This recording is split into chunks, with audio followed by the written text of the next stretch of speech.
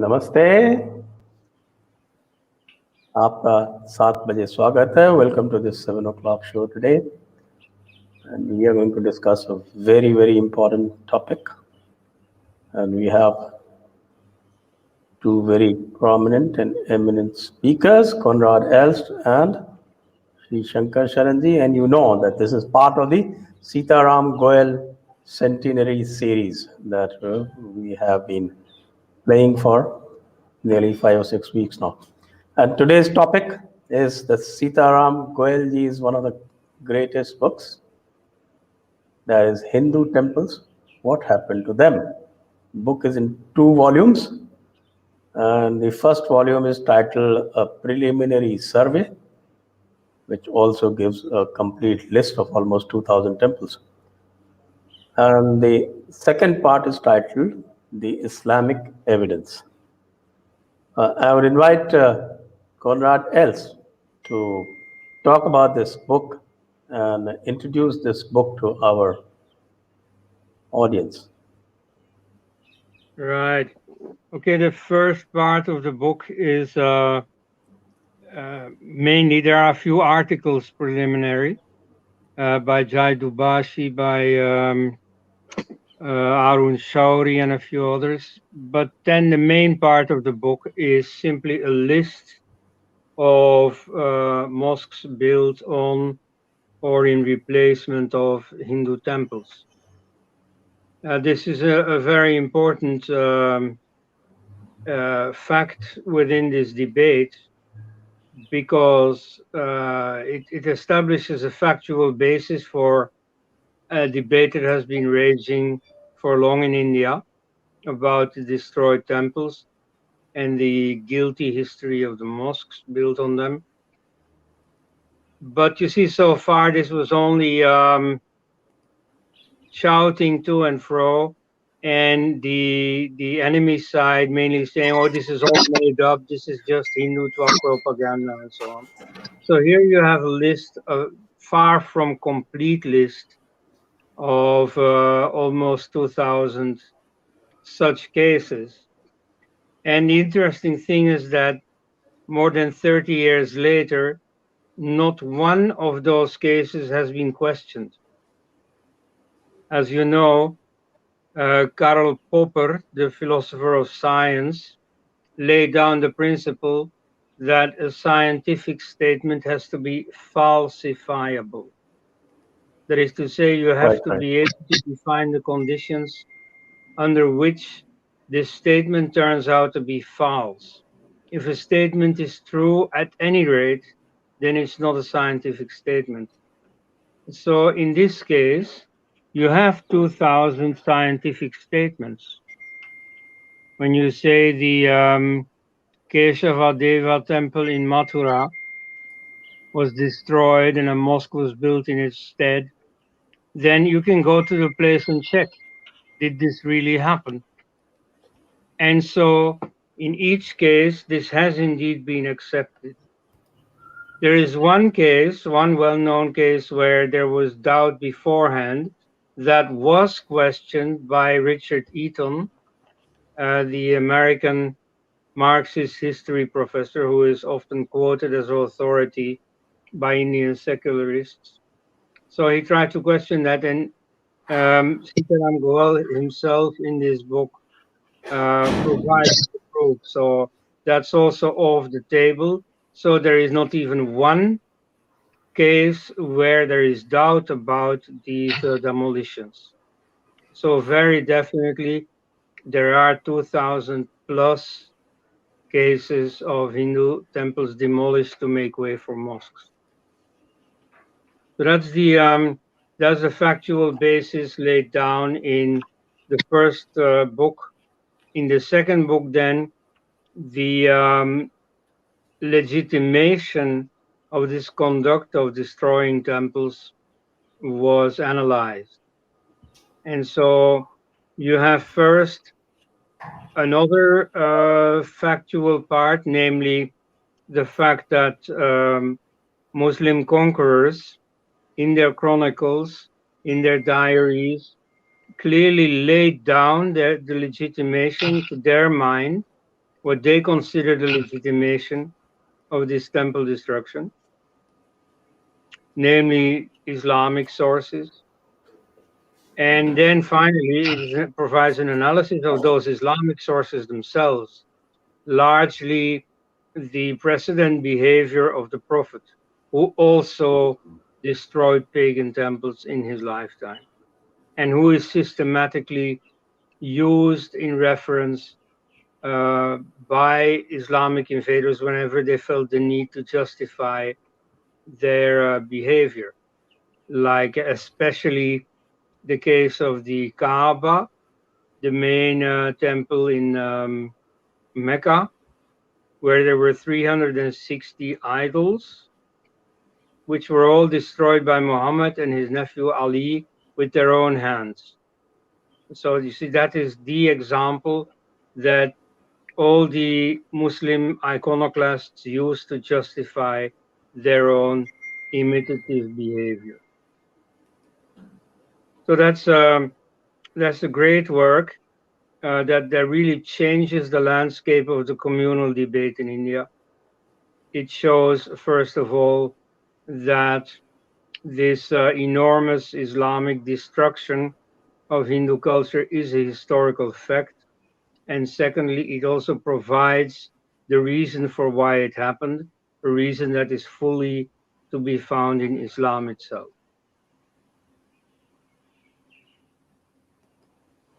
Okay. Thank you for this opening statement, Koenraad. Shankar शरण जी, मैं अब आपके पास आऊँगा और इसमें जो इस पुस्तक में जो इसका पहला वॉल्यूम है, उसका जो पहला चैप्टर है हाइड अवे कम्युनलिज्म, मुझे लगता है कि वो बहुत ही महत्वपूर्ण है। आप थोड़ा इस पुस्तक पर और विशेषकर पहले चैप्टर पर थोड़ा प्रकाश डालेंगे क्या? जी, आपने ठीक नोट किया, वो बहुत ही महत्वपूर्ण अध्याय है। लेकिन उससे पहले मैं इस पुस्तक के बारे में दो बातें और कहना चाहता हूँ जो बहुत महत्वपूर्ण है। पहली बात तो ये कि वो जो 2000 मंदिरों की लिस्ट है पहले वॉल्यूम में, वो सारी की सारी लगभग आर्कियोलॉजिकल सर्वे ऑफ इंडिया के अपने डॉक्यूमेंट से ली गई है। और वो सारी आर्कियोलॉजिकल सर्वे ऑफ इंडिया की जो डॉक्यूमेंट्स हैं वो 100 साल से पुराने हैं, मतलब ब्रिटिश टाइम के। 1901 से लेकर के 1925 के बीच आर्कियोलॉजिकल सर्वे ऑफ इंडिया ने जो अपनी एनुअल रिपोर्ट्स दी थी, और जहाँ जहाँ उन्होंने खनन किए और जहाँ जहाँ उनको ये टूटे हुए मंदिरों के अवशेष मिले, वो सिर्फ उन्होंने जिसको कहते हैं चलते चलाते उसको मेंशन किया है। उसको इकट्ठा करके सीताराम गोयल ने फर्स्ट वॉल्यूम में अपना प्रिलिमिनरी सर्वे में एविडेंस दिया था। तो एक तो ये महत्वपूर्ण बात है जो अभी कोनराड ने कहा कि यही कारण है कि जिन मार्क्सिस्ट इतिहासकारों ने या दूसरे लोगों ने डिनाई किया था कि कोई मंदिर नहीं तोड़े गए और इक्के दुक्के टूटे थे तो कोई खास बात नहीं थी, वो सब होता है, वो पूरा सर्वे इस बात को स्थापित करता है कि वह एक व्यवस्थित ट्रेडिशन थी, बल्कि वो उसका एक उद्देश्य था कि सारे मंदिरों को खत्म कर देना है। और उत्तर भारत में एक भी प्राचीन मंदिर नहीं रह गए थे। पूरे उत्तर भारत में इतनी बड़ी संख्या में मंदिरों का ध्वंस हुआ। कोनराड ने ठीक ही कहा, और संभवतः आपने भी मेंशन किया कि ये सिर्फ टिप ऑफ द आइसबर्ग है। ये जो लिस्ट है प्रिलिमिनरी सर्वे 2000 टेम्पल्स, ये सिर्फ एक सैंपल है और छोटा सा सैंपल है। दूसरी महत्वपूर्ण बात मैं इस पर ध्यान दिलाना चाहता हूँ कि जो फर्स्ट वॉल्यूम में 2 पेज का सीताराम गोयल का प्रीफेस है, वो बहुत महत्वपूर्ण है, क्योंकि उन्होंने इसको पूरे पर्सपेक्टिव में रखा है कि ये टेम्पल डिस्ट्रक्शन अपने आप में कोई वंडलिज्म का एक्ट नहीं था, या कोई दुश्मनी थी, या ऐसे ही गुस्सा आ गया, या देख करके जलन हुई। नहीं। सीताराम गोयल ने उसको पूरे Islamic theology, Islamic political ideology के अधीन रखा है, और उन्होंने 7 बिंदु दिए हैं। और उसमें सिर्फ एक बिंदु है कि जहाँ जहाँ भी इस्लामी इन्वेडर्स जाएंगे, इस्लामी दस्ते जाएंगे, या इस्लामी स्टेट बनेगा, इस्लामी शासन बनेगा, तो उनको ये 7 काम करने हैं। और उसमें एक सिर्फ काम है कि उनके मंदिरों और देवी देवताओं, मूर्तियों, मठों, विहारों को नष्ट करके और वहाँ पर ये मस्जिद या मकदब या इस तरह की चीज़ें बनाना, सो दैट कि इस्लाम की महत्ता और इस्लाम का डोमिनेंस जिन पर जीत हासिल की गई है इन भारत के केस में हिंदुओं पर, उन पर इसका दबदबा रहे। तो वो पूरा जो पर्सपेक्टिव है सीताराम गोयल का, वो बहुत महत्वपूर्ण है, जिस पर भी मुझे ध्यान देना चाहिए। अब मैं वो जो आपने जिसको ठीक समझा, वो जो पहला आर्टिकल है अरुण शौरी का, वो दो अर्थ में बड़ा महत्वपूर्ण है। एक तो यह कि ये जो डिनायल हो रहा था, ये उसका प्रसंग यह है, पूरी पुस्तक का प्रसंग यह है कि जब नए सिरे से अयोध्या आंदोलन शुरू हुआ राम जन्मभूमि मंदिर को मुक्त कराने का, जो कि लगभग 300 सालों से चल रहा था, और वो उसकी भी डिटेल है, और उस जमाने के times of India, Hindu, India today, सब में ये सब डिटेल्स हैं कि वो 300 साल से वो लड़ाई चल रही थी। लेकिन वो आर्टिकल ये शो करता है, अरुण शौरी का आर्टिकल, कि ये जिस चीज़ का डिनायल शुरू किया गया, और ये लेफ्टिस्ट हिस्टोरियंस के कहने से ये डिनायल शुरू हुआ, उससे पहले सारे इस्लामी स्कॉलर, सारे इस्लामी टीचर, इस्लामी लीडर, 1 to all 100% जानते थे कि न केवल अयोध्या बल्कि देश में वो जो 2000 लिस्ट है, बल्कि जितने भी विद्वांस हैं उन सबको वो जानते थे। जानते ही नहीं थे, वो इस्लामी लिटरेचर में वो रिकॉर्डेड है और उस पर गर्व किया जाता है। उसी का एक सैंपल दिया था अरुण शौरी ने कि ये नदवातुल, जो लखनऊ का बड़ा सेमिनरी है, उसके चीफ थे उस समय अली मियाँ। तो अली मियाँ के पिताजी ने एक किताब लिखी थी हिंदुस्तान इस्लामी अहद में, उसमें एक चैप्टर था हिंदुस्तान की मस्जिदें, और उसमें काफ़ी मस्जिदों का, मुझे अगर मैं ठीक मुझे याद है, शायद 13-14 बड़ी मस्जिदों का उल्लेख है महत्वपूर्ण जगहों पर। उसमें एक अयोध्या का भी विवरण था और बाकी बड़ी बड़ी जगहों का भी, और उसमें अयोध्या का जो वर्णन था वो करीब 7-8 पंक्तियों में था, जिसमें साफ साफ लिखा हुआ है कि वो कहा जाता है कि वो सीता जी की रसोई थी और वहाँ पर राम जी का मंदिर था, सीता जी वहाँ पर भोजन बनाती थी, और ये लीजेंड था, राम का मंदिर था, उसको तोड़ के मस्जिद बनाई गई। ये अली मियाँ के पिता मोहम्मद हई ने ये अपनी पुस्तक में लिखा हुआ था। अरुण शौरी कहते हैं कि उसको एकाएक वो गायब हो गई, और जब इन्होंने खोजने की कोशिश की तो इनको लोगों ने नहीं दिया। संयोग से इनको किसी मुस्लिम मित्र ने उर्दू वर्सन उपलब्ध कराया, मूल अरबी में लिखी गई थी, उसका उर्दू वर्सन भी हुआ है, उसका इंग्लिश वर्सन भी हुआ है। तो उस समय अरुण शौरी ने जब इसको खोजने की कोशिश की कि वो पुस्तिका मिले, तो वो उनको नहीं उपलब्ध हुई, लेकिन उनको किसी मित्र ने उर्दू वाला वॉल्यूम, उर्दू वाली वर्सन दी, और उसमें उन्होंने कोट करके दिखाया है।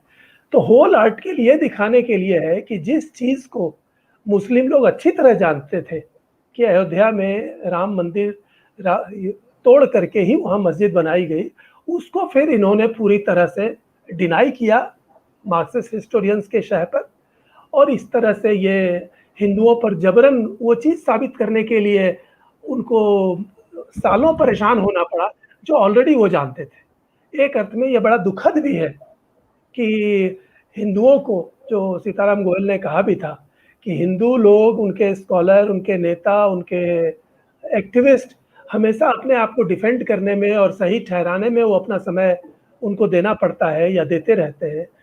एक्यूज करना, क्वेश्चन करना, वो काम अभी तक वो नहीं कर पा रहे हैं। तो मुझे लगता है कि ये इसका एग्जाम्पल है कि जिस चीज़ को मुसलमान अच्छी तरह जानते थे, उसको साबित करने के लिए अरुण शौरी, सीताराम गोयल, कोनराड, एल्स्ट, ये श्रीकांत तलागेरी, जे दुबाशी, आभास कुमार चटर्जी, एसपी गुप्ता, पता नहीं कितने विद्वानों को लेख लिखने पड़े जिनको छपने की भी मुश्किल होती थी।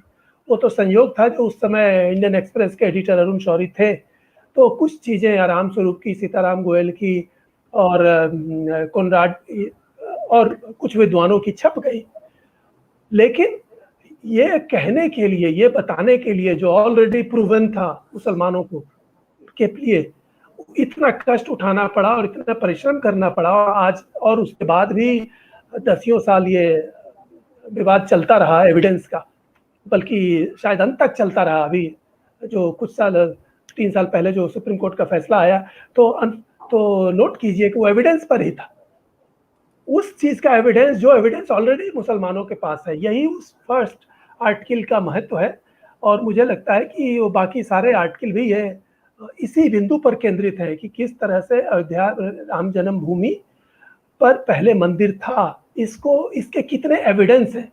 तो पूरी किताब टेम्पल्स के एविडेंस है, लेकिन मुख्यतः यह अयोध्या में राम मंदिर के एविडेंस से ही ये पुस्तक प्रकाशित हुई थी, उसको स्थापित करने के लिए। और कोनराड ने ठीक ही कहा कि चाहे इसकी चर्चा मेन स्ट्रीम मीडिया और स्कॉलरशिप में नहीं की गई, जानबूझ के साइलेंट किया गया, लेकिन इसने पूरे डिस्कोर्स को काफी रंग इसका बदल दिया था। ये पुस्तक अपने विषय की पूरे विश्व में अनूठी है। मेरे ख्याल से अभी भी कोई दूसरी पुस्तक हिंदू टेम्पल्स के डिस्ट्रक्शन पर नहीं लिखी जा सकी है। जी। Okay, Koenraad, there is this chapter about some historical questions. I'll just read out opening para of this. In fact, rather the para number 3. And that is about the Marxist writing of history. And he says the credit for pioneering the Marxist proposition about destruction of Hindu temples goes to the late Professor Muhammad Habib of the AMU.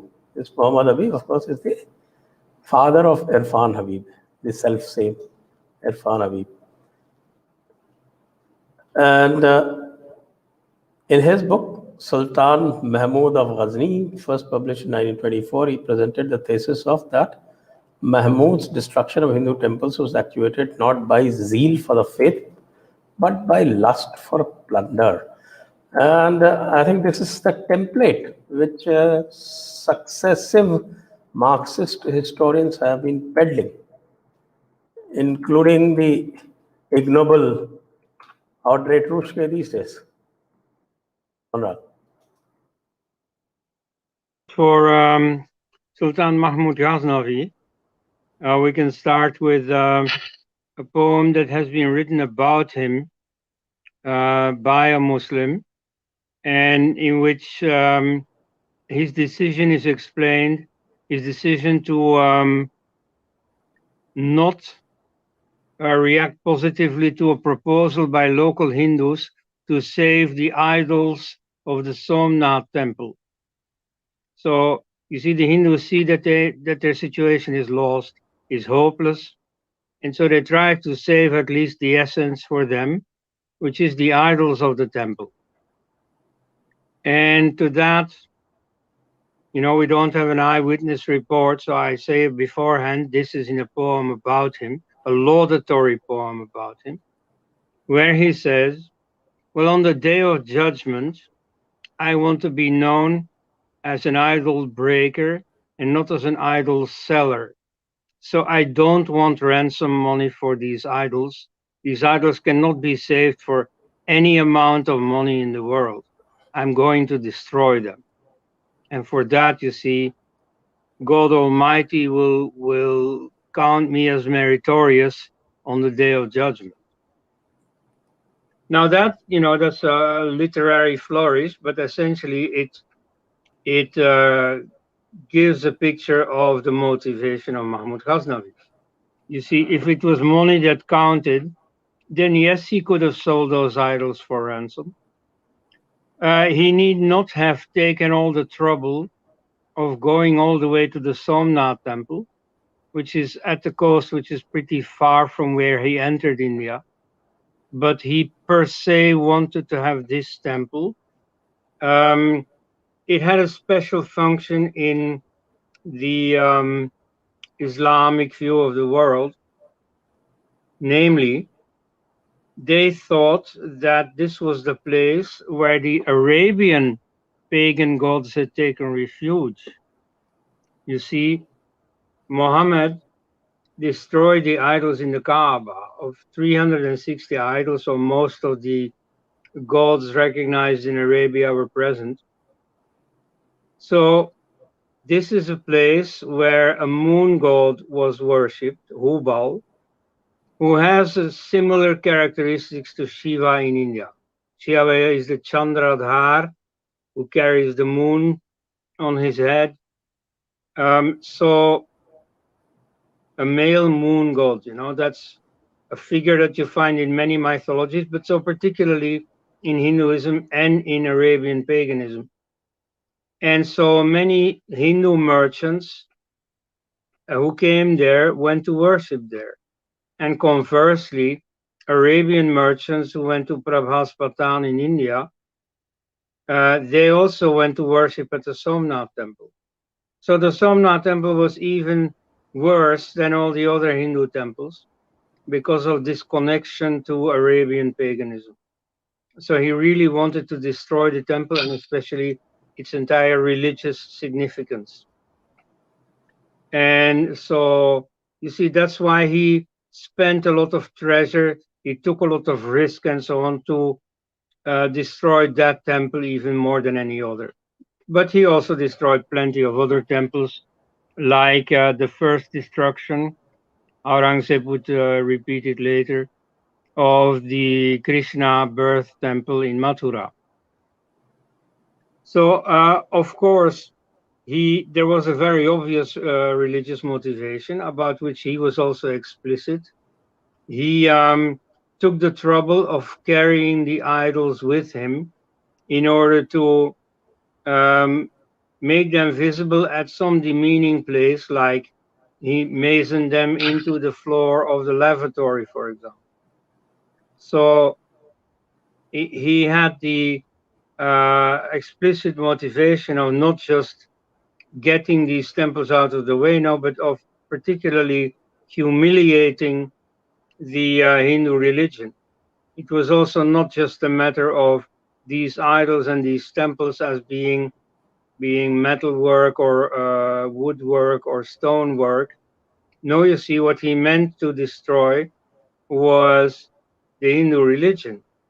So he destroyed these idols and these temples as a way of destroying the Hindu religion. So that was far more important for him. And so the whole behavior around this temple destruction clearly confirms that that is what he was concerned with. So you see, Muhammad Habib and his son Irfan Habib have all their lives tried to propagate this story, and successfully, because the whole Indian education system, the public discourse, the historical movies, and so on, they all go by this.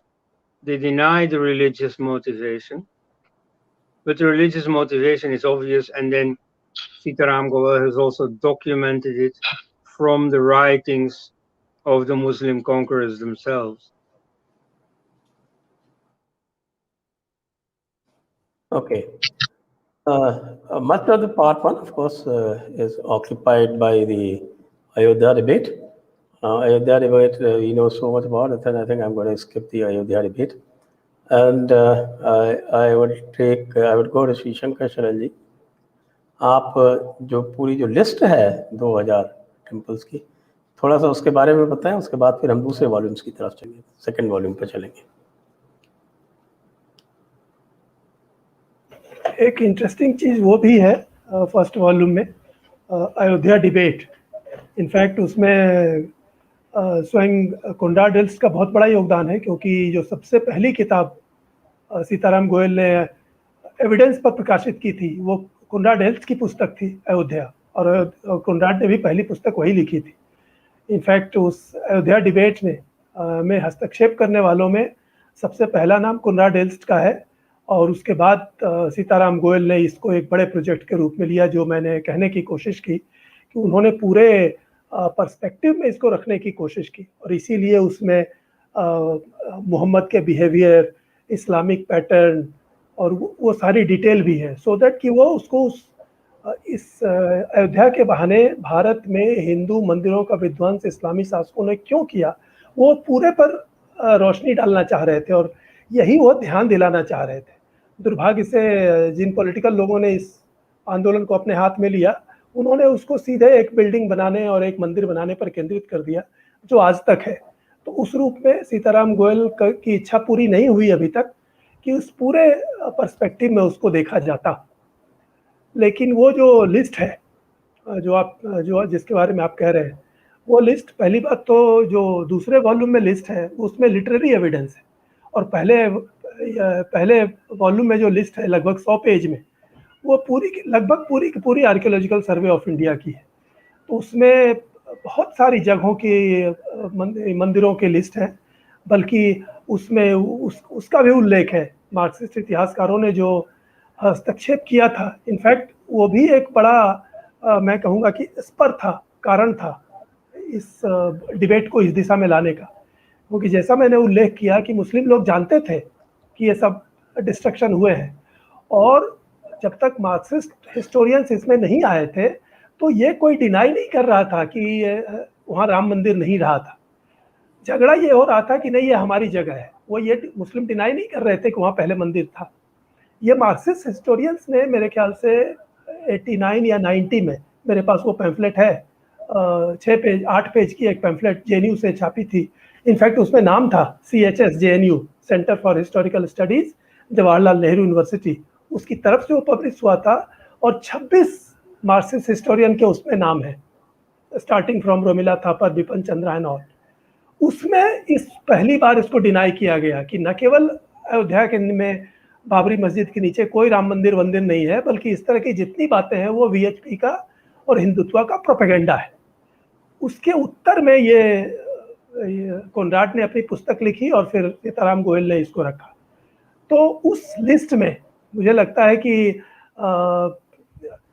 छोटी जगहों को छोड़ दें तो अगर बड़े बड़े जगहों का भी नाम लें तो बुखारा, समरकंद, खोटान, बल्ख, बामियान, काबुल, गजनी, कंधार, बगराम, जलालाबाद, पेशावर, तक्षशिला, मुल्तान, सियालकोट, श्रीनगर, जालंधर, जगधारी, अग्रोहा, दिल्ली, मथुरा, हस्तिनापुर, कन्नौज, श्रावस्ती, अयोध्या, वाराणसी, सारनाथ, नालंदा, विक्रमशिला, चंपा, वैशाली, राजगीर, भरूच, पहाड़पुर, जाजनगर, नागार्जुन कोंडा, अमरावती, कांची, द्वार समुद्र, देवगिरी, भड़ौच, गिरनार, खम्बट, पाटन, जालौर, चंद्रावती, भीनमल, डिडवाना, नागौर, अजमेर, बैरत, ग्वालियर, चंदेरी, मांडू, धार। ये सिर्फ मशहूर जगहों के लिस्ट है, और इसके अलावा छोटी छोटी जगहों का तो उल्लेख भी करना मुश्किल है, इतनी बड़ी संख्या में मंदिर का विध्वंस हुआ था। तो ये लिस्ट अपने आप में सिर्फ एक जो इसको कहते हैं वो सैंपल है। और जो जैसा कोनराड ने कहा कि जिन मार्क्सिस्ट हिस्टोरियंस ने कहा कि ये सारी की सारी हिंदुत्व की प्रोपेगेंडा है, उन लोगों ने इस बुक के पब्लिकेशन के बाद या कोनराड के बुक के पब्लिशन के बाद एक, सच पूछिए तो एक पैम्फलेट भी फिर उन्होंने नहीं लिखा, बल्कि वो भी जो पैम्फलेट लिखा था वो JNU वाला, पॉलिटिकल अब्यूज ऑफ हिस्ट्री, हाँ उसका टाइटल था पॉलिटिकल अब्यूज ऑफ हिस्ट्री। तो उसका उत्तर इंडियन एक्सप्रेस में AR खान ने छापा था, लिखा था, सिर्फ मुझे लगता है 1 हफ्ते के अंदर, और वो इसमें इंक्लूडेड है फर्स्ट वॉल्यूम में, AR खान वाला लेख। और उसमें उन्होंने क्लियरली दिखाया, वो भी एक हिस्टोरियन थे, शायद शिमला यूनिवर्सिटी में थे या जम्मू यूनिवर्सिटी में, मैं भूल रहा हूँ अभी। तो उन्होंने दिखाया कि वो जो 26 मार्क्सिस्ट हिस्टोरियन के सिग्नेचर से वो जो पैम्फलेट लिखी हुई थी, जिसमें कहा गया था कि वो अयोध्या में वो राम मंदिर नहीं था, बल्कि अयोध्या भी वो अयोध्या नहीं है, वगैरह वगैरह, 7-8 आर्गुमेंट उसमें है। उसमें कई आर्गुमेंट को उन्होंने उसी समय खंडित कर दिया AR खान ने। और उसके जवाब में ये हरबंस मुखिया ने इंडियन एक्सप्रेस में ही एक आर्टिकल लिखा था, तो मुझे टाइटल तक याद था, पार्ट टाइम हिस्टोरियंस करके, वो अरुण शौरी पर डिग ले रहे थे कि ये लोग हिस्टोरियन बन रहे हैं। उसमें इनका कोनराड का भी नाम है, सीताराम गोयल का भी नाम है। सीताराम गोयल को वो कहते हैं कि ये तो ऐसे दुकानदार है, ये कौन सा हिस्टोरियन है। और कोनराड के बारे में कहते हैं कि उसको तो कोई भाषा नहीं आती, वो तो हिंदुत्व का RSS ने उसको अपॉइंट किया है झूठ मूठ लिखने के लिए। इस तरह की चीज़ें लिख करके उन्होंने, हरबंस मुखिया ने डिसमिस करने की कोशिश की। बट जब AR खान का जो आर्टिकल पब्लिश हुआ तो उसके जवाब में जो उन्होंने लिखा वो बड़ा एपोलॉजेटिक था, और उसमें अंत में वो ये भी लिख देते हैं कि एविडेंस और नो एविडेंस, हम तो वो काम करते रहेंगे जो जरूरी है। मतलब वो तुरंत उनको मानना पड़ा कि उनके पास एविडेंस नहीं है, लेकिन because it is politically necessary to oppose Hindutva forces, so we are doing that. तो वहाँ पर वो आ गए ये सारा एविडेंस देख करके। तो वो जो ये जो फर्स्ट वॉल्यूम में जो आर्टिकल्स हैं, इसकी ये पृष्ठभूमि ध्यान में रखनी चाहिए कि किस तरह से मार्क्स हिस्टोरियंस मतलब कुछ हफ्ते के अंदर ही जमीन पर आ गए। हालांकि उन्होंने अंत तक स्वीकार नहीं किया कि उन्होंने कोई गलत बात लिखी है, लेकिन वो अपने पॉलिटिकल हाई पोजीशन से बोल रहे थे। और फिर उनको इस बात का घमंड था कि चूंकि वो बड़े पोस्ट पर है, कोई चेयरमैन है, कोई डायरेक्टर है, कोई प्रोफेसर है, और फिर उनका इतना बड़ा नाम है और सारे बड़े बड़े इंग्लिश मीडिया उनको प्रकाशित करते हैं, तो उन्होंने जिसको कहते हैं ना ब्रो बीट करके इस सबको डाउन करने की कोशिश की। लेकिन इस पुस्तक के बाद वो उनका जो वो दम्भ था वो उस रूप में नहीं रहा, ऐसा मुझे लगता है। जी जी okay, Koenraad, let's switch to the second volume. And in the second volume, what I find interesting is the motivations of these iconoclasts, as we might like to put them. And there is a chapter that shows the response to Hindu protection, because in Gujarat or Saurashtra, the Muslim rule came to be only in 1299 AD. And even before that, the Arab merchants, a lot of Muslims were there in the cities, and they had their own places of worship, and they were given protection. And they also mentioned something very interesting over there, that even in those places of worship that they used to make, it particularly mentions a mosque in Prabhaspatan, that is Somnath, where the inscription clearly wishes for the destruction of the place, and wishes for the infidelity and idolatry to be vanished. This is a good 35 years before it actually happens. So your point is absolutely correct, that the motivation has always been there, and the motivation is actually religious bigotry. Please. Yes, indeed. This is something in the psychology of many Muslims, that they themselves don't see themselves as jihadis, as people who are really going to get their hands dirty with waging the holy war for Islam. But nevertheless, once it comes around, they will support it and they hope for it.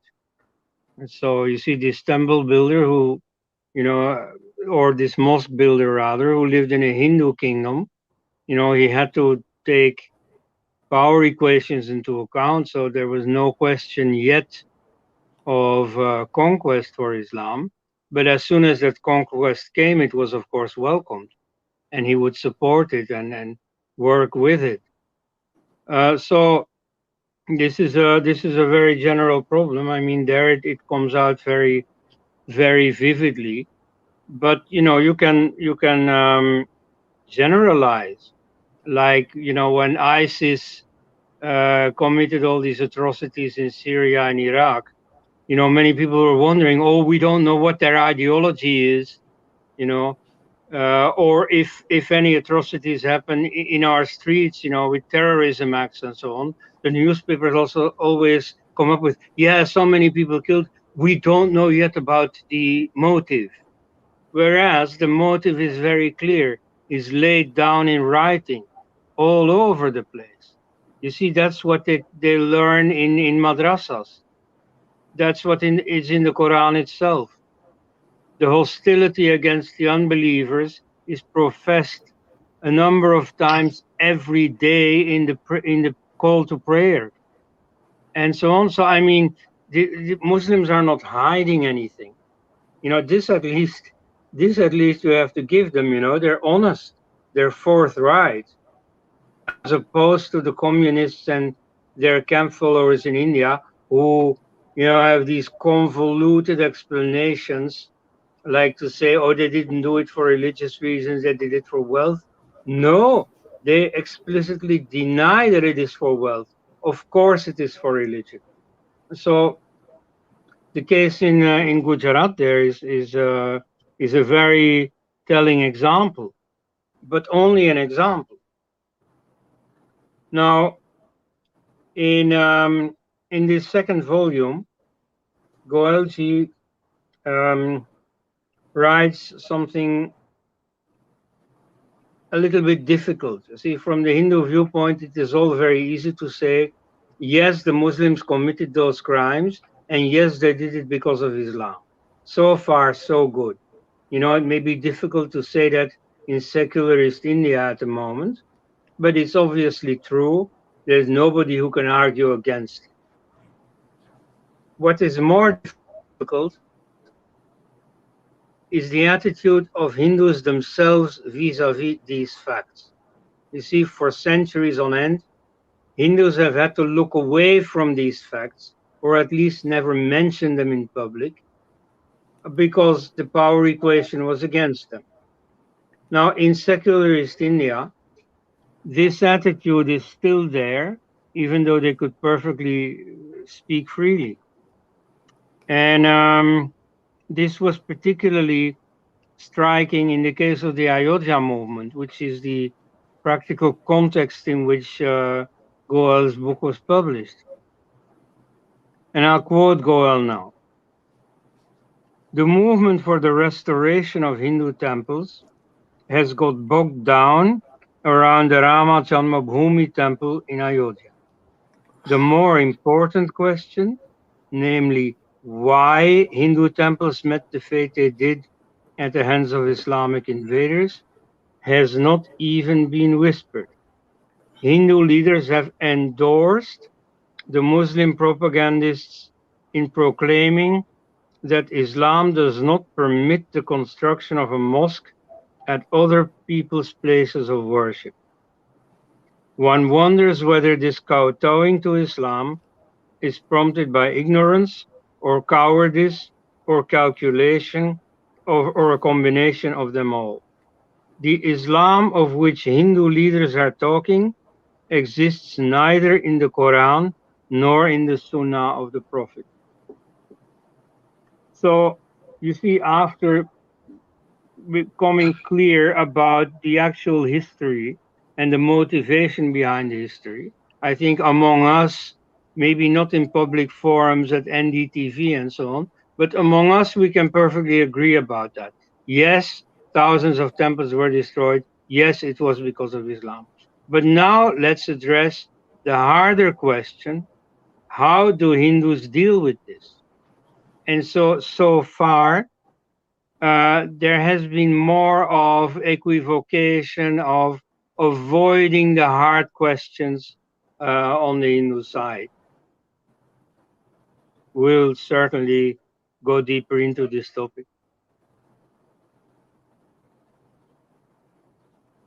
Yeah. Hello. Yeah. Okay. Shankar, Sharan ji.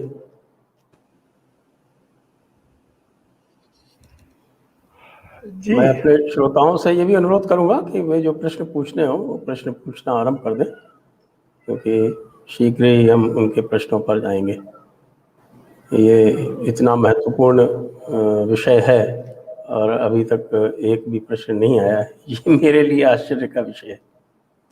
जी शंकर चरण जी, वो जहाँ Conrad ने अपनी बात बंद की, मैं उसी को उठाना चाहता हूँ कि जो सीताराम गोयल ने और जो उन्होंने उद्धरण पढ़ा सीताराम गोयल जी का, कि असली बात गुम हो गई कि हिंदू मंदिरों का वो हाल क्यों हुआ और आज हम इसको कैसे डील करें, जो कोनराड कह रहे हैं। ये दुर्भाग्य की बात है कि आज इस पुस्तक के छपने के 30 साल के बाद भी वही स्थिति है। जैसा हम देख सकते हैं कि जिन लोगों ने अयोध्या आंदोलन में अपना हाथ डाला, VHP, RSS, BJP, आज भी वो वही भाषा बोल रहे हैं कि जैसे कि वो कुरान में, हदीस में, सुन्ना में उसको डिनाई करके, उसको एक मधुर अर्थ दे करके वो अपना काम निकालने की कोशिश कर रहे हैं। इसलिए इससे मुसलमानों पर तो कोई असर नहीं पड़ता, रादर उनके लीडर और भी अहंकारी हो जाते हैं और भी जिद्दी हो जाते हैं और हिंदू भ्रमित होते हैं। ठीक इसी चीज़ को बदलने की कोशिश सीताराम गोयल ने की थी, लेकिन हम देख रहे हैं कि आज भी वो मामला वहीं का वहीं है। क्योंकि जो अभी कोनराड ने कहा कि ये बात तो कम से कम मुसलमान तो जानते ही हैं, और अब तो काफ़ी बड़ी संख्या में हिंदू भी जानते हैं। इस्लामी स्टेट और तालिबान, अलकायदा, इन सब ने काफ़ी जागृति, ज़बरदस्ती जागृति लाई है, और ये लोगों ने समझ लिया है कि हाँ, जहाँ भी उनका शासन होता है वो चर्च को तोड़ना, मंदिर को तोड़ना, ये वो करते हैं और ये उनका रूल है। लेकिन how to deal with it, तो समस्या ये है कि इसको तो डील आप तब करेंगे जबकि पहले आप इसको एक्सेप्ट करेंगे। अगर उस फैक्ट से ही डिनायल है कि इस्लाम ये नहीं कहता, इस्लाम तो बड़ी मधुर चीज़ है, प्रोफेट मोहम्मद तो उतने ही बड़े महान धर्म नेता थे जितने हमारे यहाँ के ज्ञानी और साधु संत और अवतार हुए हैं, अगर ये एटीट्यूड लिया जाएगा तब तो उसमें कुछ किया नहीं जा सकता। स्थिति ये है। और चूंकि जो सीताराम गोयल की जो आवाज़ थी, कोनराड की जो आवाज़ है, या इस तरह की बातें जो रखने वाले लोग हैं, चूंकि उनके पास कोई मंच नहीं है, कोई हैंडल नहीं है, कोई पोजीशन नहीं है, कोई स्टेट सपोर्टिंग नहीं है, इसलिए ये बात दबी की दबी रह जाती है। ये तो समस्या है। मैं उस पुस्तक के बारे में 2-3 बात कहना चाहता हूँ जो महत्वपूर्ण है सेकंड वॉल्यूम में। एक तो वो है ये कि सीताराम गोयल और इनका रोमिला थापर का पत्राचार का है, जो सेकंड सेक्शन है, Marxist historian spread big lie. वो बहुत इंपॉर्टेंट चैप्टर है इस अर्थ में कि किस तरह से मार्क्सिस्ट इतिहासकारों ने झूठे प्रचार कर करके एक ऐसी चीज़ को कॉमन ट्रुथ में बदल दिया जो कि पूरी तरह गलत है। और उसमें वो उदाहरण देते हैं कि रोमिला थापर और उनके साथ 12 लोगों ने टाइम्स ऑफ इंडिया को एक लेटर लिखा था, मुझे डेट याद है, 2 अक्टूबर 1986, और उसमें उन्होंने टाइम्स ऑफ इंडिया को डांटा था कि आप ये मुस्लिम जगहों के नीचे मंदिर बनने वाली न्यूज़ क्यों छापा करते हैं, इस तरह की चीज़ें नहीं छापनी चाहिए, क्योंकि आप आखिर कितना पीछे जाएंगे। ये उस लेटर में था। और वो उसमें हिंट करती हैं वो 12 हिस्टोरियन कि हिंदुओं ने भी कई बौद्ध मंदिर तोड़े, जैन मंदिर तोड़े और तरह तरह के विध्वंस किए, तो हम कितना पीछे जाएंगे। तो रोमिला थापर एंड कंपनी का आर्गुमेंट ये था कि ये मुसलमानों द्वारा मंदिर तोड़ने की चर्चा इसलिए बंद करनी चाहिए क्योंकि हिंदुओं ने भी मंदिर तोड़े। तो उसी के जवाब में जब ये किताब छपी थी तो सीताराम गोयल ने रोमिला थापर को ये किताब और एक लेटर भेजा था कि आपने जो वो क्लेम किया है आपके साथ 12 लोगों ने कि हिंदू राजाओं ने भी बौद्ध मंदिर तोड़े, तो आप कृपा करके वो एविडेंस दीजिए। और उन्होंने एक क्वेश्चनायर दिया था, वो क्वेश्चनायर भी उसमें है कि इसका उत्तर या एविडेंस दीजिए ताकि हम उसको भी सामने ला सके कि हिंदुओं ने कितने बौद्ध मंदिर तोड़े, क्यों तोड़े, उसके पीछे क्या मंशा थी और कहाँ कहाँ तोड़े, कौन से ऑर्गेनाइजेशन है जो रिस्टोरेशन का विरोध कर रहे हैं। बाकायदा मेरे ख्याल से 7 या 8 क्वेश्चनायर भेजे थे। तो वो सेकंड सेक्शन इम्पॉर्टेंट है ये देखने के लिए। चौथे सेक्शन में प्रॉफेट मोहम्मद पर 50 पेज है, वो बहुत ओरिजिनल रिसर्च है सीताराम गोयल का, और मैं समझता हूँ वो भी नोट करने लायक है क्योंकि मेरी जानकारी में उस तरह का रिसर्च किसी और ने नहीं किया है, या किया है तो हमारी जानकारी में नहीं है। और उसमें वो कुरान की एनालिसिस करते हुए ये बताते हैं कि प्रॉफेट मोहम्मद के साथ मक्का के पगानों ने क्या वार्तालाप किया था, किस तरह से प्रॉफेट मोहम्मद को एक तरह से उन्होंने पटखनी दे दी थी, क्वेश्चन करके, डाउट करके, उनकी बातों में होल निकाल करके, और कुरान को ही बेस बना करके सीताराम गोयल ने, और हदीस और सीरा, इब्न इशाक की सीरा, इसको बेस बना करके सीताराम गोयल ने वो जो चैप्टर लिखा है मोहम्मद एंड द मक्कन्स, वो बहुत ही वैल्यूबल है।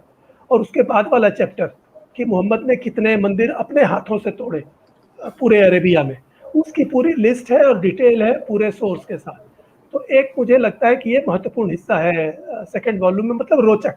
महत्वपूर्ण तो पूरी किताब है क्योंकि 150 पेज में तो वो एविडेंस सबसे महत्वपूर्ण है जो जिसके नाम से वो टाइटल है, लिटरेरी एविडेंस, और वो इंटायर लिटरेरी एविडेंस मुस्लिम सोर्सेज का ही है।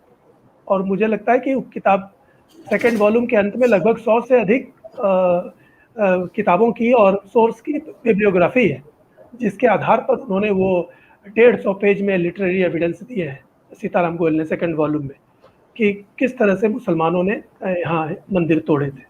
और फाइनली लास्ट सेक्शन में एक छोटा सा इंटरेस्टिंग आर्टिकल है कि क्या काबा एक हिंदू टेम्पल था। तो पहले सीताराम गोयल ने इसको डिसमिस किया था कि ये ऐसे ही गप है, वो जिसको कोनराड एल्स्ट ने बढ़िया नाम दिया है पियनोकिज्म, कि दुनिया में जितने भी बढ़िया मॉन्यूमेंट हैं और महत्वपूर्ण जगह हैं वहाँ जरूर कोई हिंदू मंदिर ही था। तो पहले उन्होंने डिसमिस किया, लेकिन बाद में कुछ और चीज़ें उनके सामने आई तो उन्होंने बाकायदा इस पर रिसर्च किया, सीताराम गोयल ने, और वो छोटा सा आर्टिकल भी इम्पोर्टेंट है, जिससे उन्होंने मुस्लिम सोर्सेज से फरिश्ता हिस्टोरियंस और प्री इस्लामिक एविडेंस और जो बड़े हिस्टोरियन हैं यूरोप के, उनके आधार पर, और बाकी फिर ये सिख लिटरेचर कुछ है, गुरु नानक की मक्के मदीने दी गोष्ठी, इन सभी चीज़ों को पढ़ करके जोड़ करके सीताराम गोयल इस निष्कर्ष पर पहुंचे कि काबा शिव टेम्पल था या नहीं था। लेकिन एक चीज़ प्रमाणित है कि काबा हिंदुओं का एक तीर्थ था, और जो अभी कोनराड ने कहा कि सोमनाथ अरब के लोगों का तीर्थ था, और दोनों के पगान ये इन दोनों जगहों पर आया जाया करते थे, इतना एविडेंस मिलता है।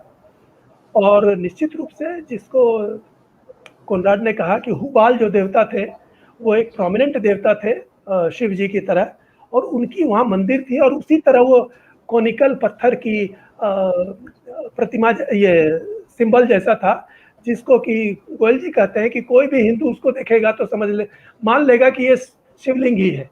तो वो शिवलिंग था या नहीं था, लेकिन गोयल जी कहते हैं कि जो फोक ट्रेडिशन बनती है, फोक ट्रेडिशन अपने अनुभव, अपने एविडेंस और लोक परंपरा, इससे बनती है, कहानियों से बनती है, और इससे वो इस निष्कर्ष पर पहुंचे हैं कि ये काबा हिंदुओं का एक तीर्थ था प्री मोहम्मद टाइम्स में, और लंबे समय से था, और अरब और ये भारत के कई जो ये थे बंदरगाह थे, वहाँ ट्रेड बहुत प्राचीन काल से चल रहा था, इस्लाम से सदियों पहले से।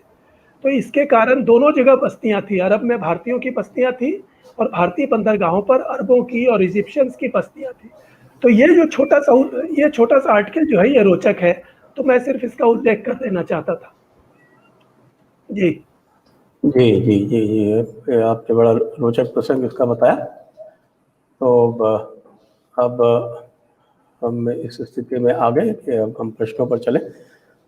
तो मैं अपने सभी दर्शकों से अनुरोध करना चाहूँगा कि वे कृपया अपने प्रश्न तो पूछें ही, साथ ही इसको सब्सक्राइब करें, इस चैनल को हमारी, और इस वीडियो को लाइक करें, शेयर करें, और आपके पत्रम पुष्पम भी यथासंभव अर्पित करते रहें। प्रश्न। Press the bell icon on YouTube and don't miss another update.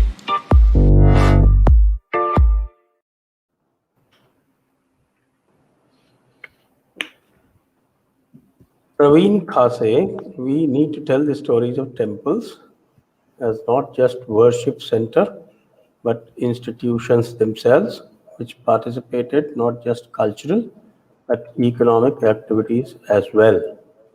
Your views, Koenraad. Well, this is well known. I think that temples were not just places of worship, they were centers of education and culture as well. Best known, of course, is the art of music and dancing. But so they were, what in the modern world would be cultural centers as well as places of worship. And so again, the attack on them was not just an attack on a particular system of worship. It was an attack on a whole culture, and that was on purpose. You see, the idea was to leave Hindus denuded of their whole framework of Hindu references and make them available for conversion to Islam. So yes, of course, the temples had many more functions, and I'm sure that cultural historians can tell you a lot more about that. But so that was part of the game, that too was being destroyed by destroying temples. Okay. Next question, please. Gauri Dani, despite known temple destruction, why Hindus are still in denial that Islam set foot to destroy Hinduism? Even current day Hindus don't question this destruction. Shankar, Sharan. I think it is more to Hindu leaders than any other section of the Hindu society. अब तो Hindu scholar बहुत बड़ी संख्या में हैं, जो सीताराम गोयल और voice of India का जो स्कूल है उसके बनाए हुए, उससे समर्थन पाए हुए, उससे सीखे हुए अब देश भर में, देश और विदेश में भी अब ऐसे दर्जनों अच्छे नाम हैं जो इन बिंदुओं पर बहुत अच्छी तरह से लिख रहे हैं, बोल रहे हैं, पब्लिश कर रहे हैं। दुर्भाग्य से जो हिंदू लीडर्स हैं of all political parties without exception, वो इसको डिनाई करते हैं। तो हिंदू का जो वॉइस है वो तो लीडरशिप के थ्रू ही आएगा, खास करके भारत में जहाँ पर ये सोवियत काइंड ऑफ स्टेट बन गया है, क्योंकि स्टेट का बहुत विस्तार है, वो हर क्षेत्र पर उसका हाथ है, और उसके लीडर्स, जो पावर उनके हाथ में है, जो साधन उनके हाथ में है, वो यूरोपियन लीडर्स और रूलर्स के पास में उतने साधन और उतने पावर नहीं है। तो अगर वो इसको डिनाई करते हैं तो पब्लिक क्या करेगी? उनके पास तो कोई हैंडल नहीं है। तो मुझे ये लगता है कि टेम्पल डिस्ट्रक्शन से डिनायल ये पब्लिक का नहीं है, हमारे इवन राइटर्स का नहीं है, इवन जर्नलिस्टों के भी एक अच्छे खासे सेक्शन का नहीं है, ये हमारे लीडर्स का है। और जब तक वो डिनाई करेंगे, उनकी रीच, जो कोनराड पिछले कई वर्षों से बार बार कह रहे हैं कि भाई तुम जो ये बॉय स्काउट की तरह जितना ये काम कर रहे हो, जिसमें ये भी है कि अपने चैनल चला रहे हैं, आर्टिकल लिख रहे हैं, जहाँ तहाँ छोटी मोटी गोष्ठियाँ कर रहे हैं, तो कहा कि ये तो कुछ भी नहीं है। जब स्टेट मीडिया से कोई बात जाती है, स्टेट लीडर्स की तरफ से जाती है, तो वो करोड़ों लोगों तक एक साथ पहुंच जाती है। तो वो न केवल बोलते नहीं है बल्कि ठीक उल्टा बोलते हैं। तो ऐसी स्थिति में ये डिनायल को पलटना बहुत मुश्किल है, और कोनराड इस पर लगातार कह रहे हैं कि भाई आप अपने लीडरों को फोर्स कीजिए कि वो इसको अगर सच नहीं बोल सकते हैं तो कम से कम फॉर गॉड से झूठ तो बोलना बंद करें, चुप तो रहें। कम से कम वो चुप भी रहें तो हिंदू इस लड़ाई को बढ़ा सकते हैं। लेकिन चूंकि लीडर्स, रूलिंग लीडर्स, वो ठीक उल्टी बात बोलते हैं, तो कोनराड जैसी बातें, सीताराम गोयल जैसी बातें, और इस यूट्यूब चैनल जैसी बातें उतनी दूर नहीं पहुंच पाती हैं, और जहां पहुंचती हैं वहां आधी जगह खंडित हो जाती है। ये मुझे लगता है। जी, next. Vikram Mohanlal, thousands of Hindu temples are destroyed by force, but how now? Either we find masjids, kabargah, churches, etc. Now 1991 Act and ASI do not allow reclamation. Yes, that is an unfortunate fact that I just have to agree with you. That's all. Mithilesh Kumar, can you confirm or deny if the famous temples destroyed had huge wealth with them, or they used to help the needy people around them in any form? Koenraad. Yes. Well, yeah, of course they had huge wealth. Absolutely. Because there is this culture in India of making art in gold. And so many of the statues there were very precious. Now, what counted for the Muslim rulers was simply the value of the gold. So they melted these statues to destroy the face of Shiva or Vishnu or whoever, but to retain the gold. So yeah, of course they were very wealthy. Only that's not the reason why they were plundered. I mean, they had enough to plunder. I mean, they also subdued Hindu nobility and so on and took their gold as well. But in the case of temples, the motive was not just economical. And they did many things to temples that had no economic function at all, like destroying them. Whether a building remains standing or not doesn't make you rich. If you can take the golden statues from them, right there, I could understand that you could think of the economic motive. But in the case of the destruction of temples, the destruction of stone statues, for example, that doesn't bring you anything. So yes, there was another motive beside economic. I mean, that's just totally obvious. Right. And so it is a pity that many Hindu leaders still try to spare Islam when explaining what had happened, saying things like, "Oh, you see, Muhammad would have abhorred what they do in his name." Come on, you see, he did it himself. Of course, he approved of it. Right. Or there are more subtle ways of doing this, like shifting the guilt a little bit away from Islam. Like I mentioned it before, but it really is worth mentioning again. The fact that during the Ayodhya dispute, BJP leaders always talked about the foreign invader Babar, and the Indian or the Hindu, if they even managed to say that word, or the Indian god Rama. But you see, Babar did not destroy temples because he was foreign.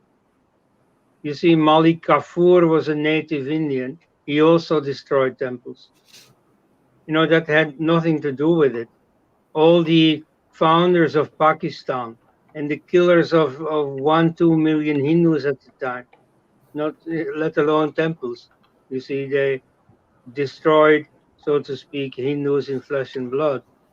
They were all native Indians. There was no foreign aspect in it at all. So this foreigner, claiming it as an India versus foreigner issue is just escapism. It's trying not to face the fact that it was an Islam versus Hinduism issue. And so that, if that can be made better understood by the whole Hindu population, it's a great step forwards. Now, what we get then is a new situation where you realize that this religion that is being taught all around you, that the government subsidizes and so on, there is really something wrong with that religion itself. You can't blame some occasional Muslims, human beings are quite fallible, Hindus too.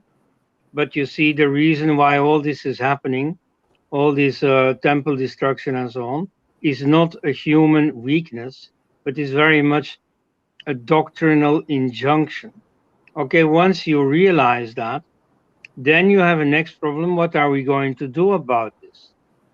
You see, and here it becomes interesting. Some people say, and in fact, I am pleasantly surprised that nobody yet has asked a question implying that proposal. So a common proposal is that we should reclaim all the mosques and turn them into temples again, starting, of course, with abolishing the 99-1 law that prohibits the change of status of places of worship. Now, so that's one possibility, but I think that is a weakness bid. First of all, of course, you're going to get an enormous amount of negative press in India and abroad. Sometimes it is necessary to go against that. Sometimes you have to hold your ground no matter how much mud they throw at you.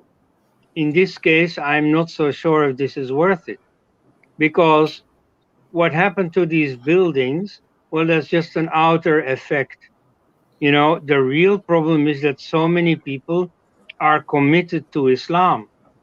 And so then, sometimes they may control themselves, or sometimes follow their doctrine and effectively destroy temples and so on. But either way, they are wedded to a doctrine that is itself the problem. Now, what are you going to do about it? Here you have to make difficult choices. And so, how are you going to wean these fellow human beings, these fellow Indians, away from this doctrine? And there are several things you can do, like simply documenting the facts. That's a very important step, so that those people themselves can get to know what it is that their doctrine has done wrong, and why there are good reasons to doubt their commitment to this doctrine. That's an important step. What is the role of the education system in this? In how far do you have to teach the children the truth about Islam? In how far can you pull it off? Because, of course, the Muslim community is going to greatly object against it, and so on. Now, I'm not going to go into the details of this. I'm just saying you have a big human problem here. if you say the truth about the doctrine of Islam, you are going to face, well, unpleasant reactions from the side of the Muslim community. How do you deal with that? And how do you ultimately reach the goal of bringing these people who have been estranged from you by this doctrine? How do you bring them back? Or to put it more negatively, how do you deconstruct that doctrine that they believe in? So you see, these are serious questions, you know, and Goel was absolutely the first one to say it in these terms. You know, when the BJP was talking about Ayodhya and so on, he would comment on the side, you know, yeah, well, you know, they're not asking the real question about Islamic doctrine, about the theology of iconoclasm.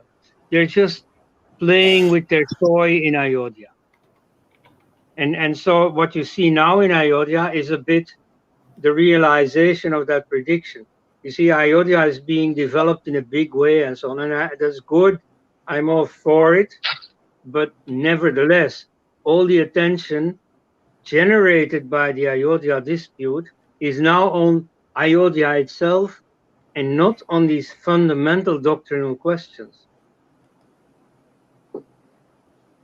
Yes, you're absolutely right that it should actually be on the fundamental questions. Their dispute resolution should have brought that into the foreground, but instead, the grandeur part seems to be more important these days and not the doctrinal questions.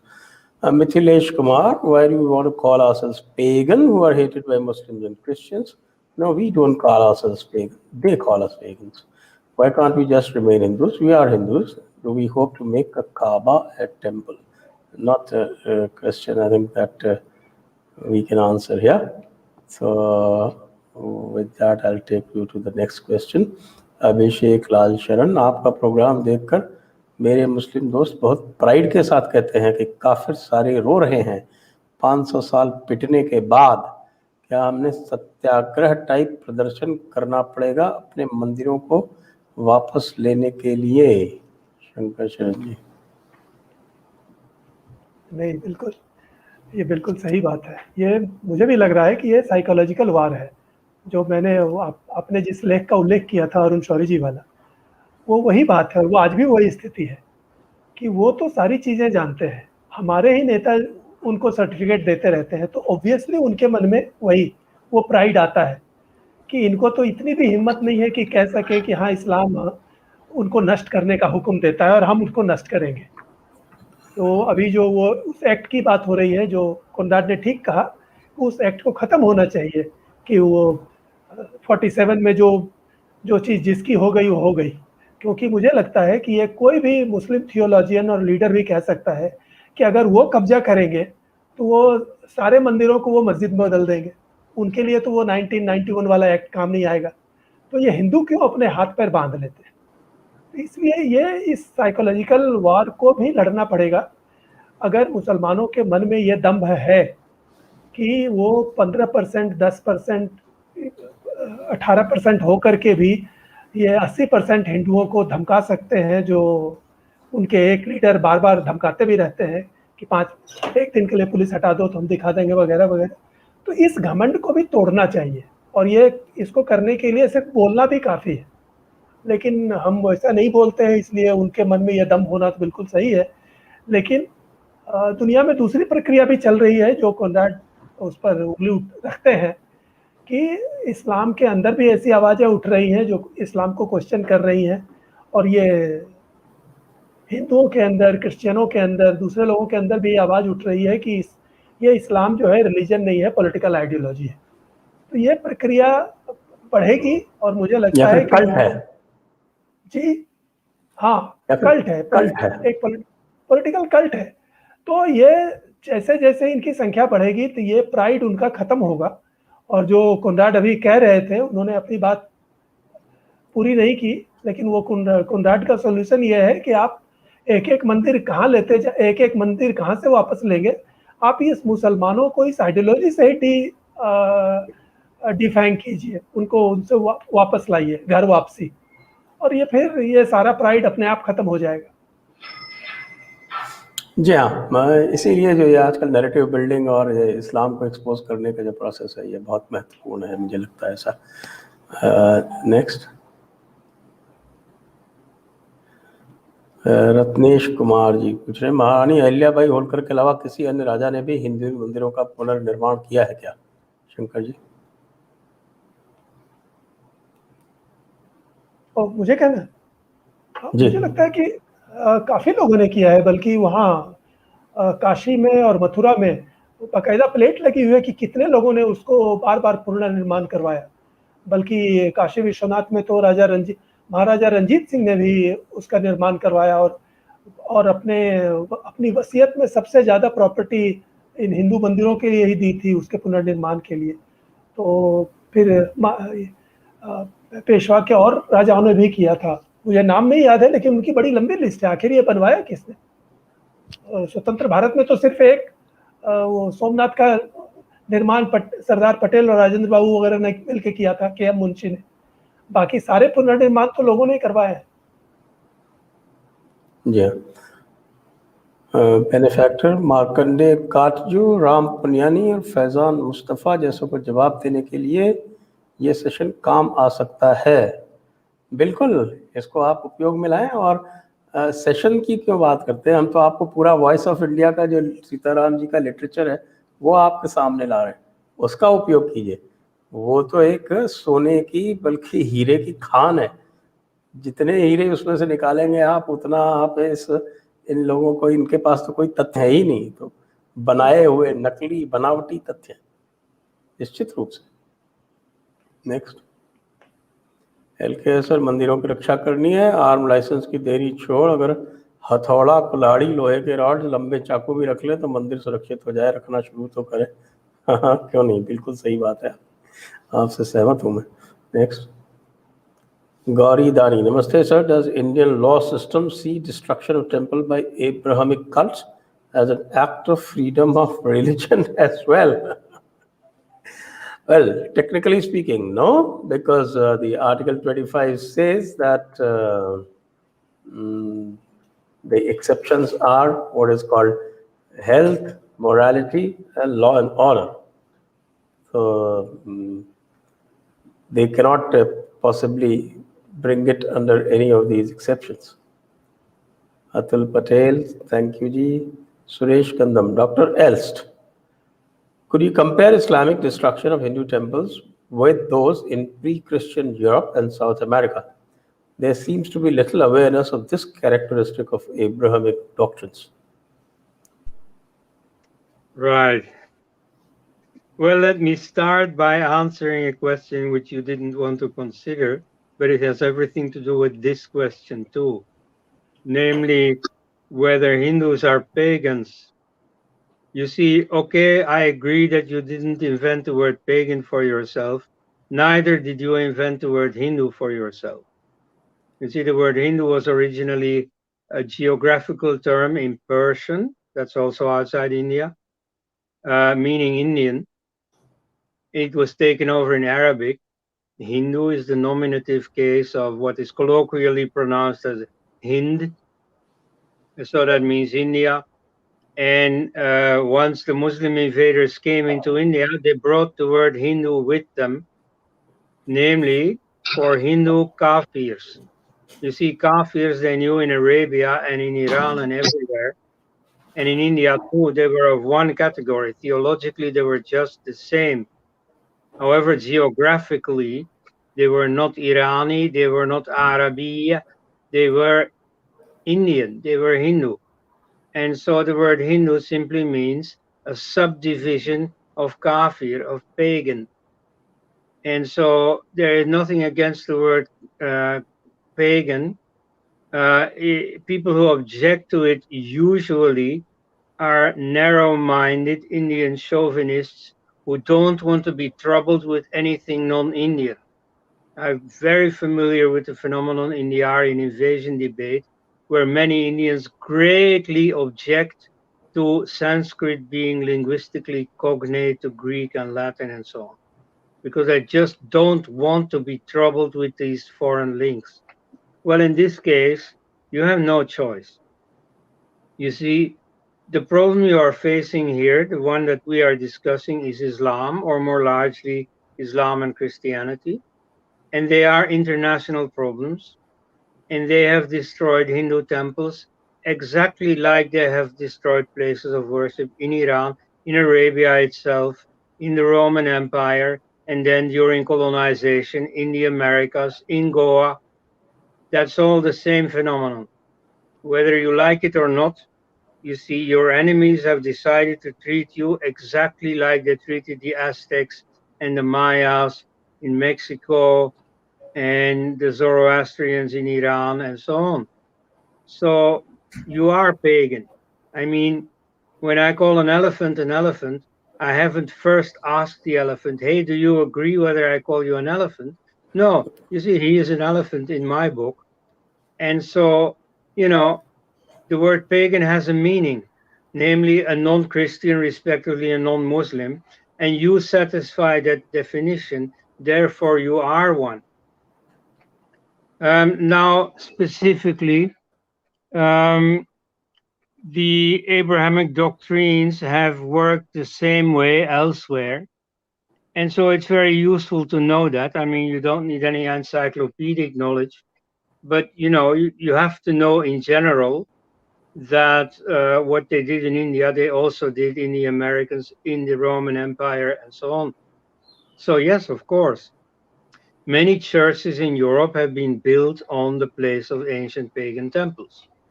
Like in my hometown, this is built on a hill next to a river. So it goes up and there's a clear summit, a clear peak of the city.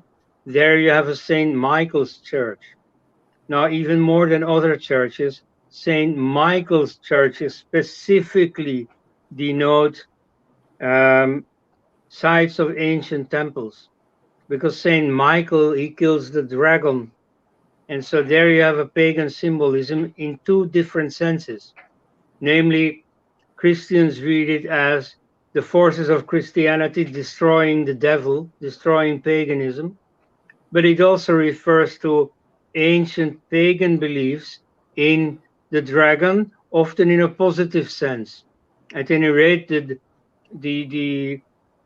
you have in China, where dragons are deemed something positive, but also in a negative sense, you have the god Indra, or Zeus, or Jupiter, or Donar, who are also depicted as killing a dragon. And so you see, those gods were worshipped at sites that were taken over by Christians and turned into St. Michael's churches.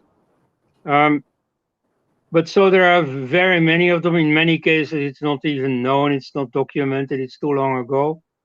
But there are very many of them. And by the way, I do not know of any of these neo-pagan movements in the West that actually, except maybe jocularly, but that seriously claim those sites back. It's like agreed upon generally that, we don't want to be unreasonable. If the Christians use it, well, let them, we'll set up new things for ourselves. Like in Reykjavik in Iceland, you have a neo-pagan temple for Wodan. And so this is gradually coming back right now without any conflict over those sites of worship. Now in India, I understand that this is a far more prominent presence and also far more recently.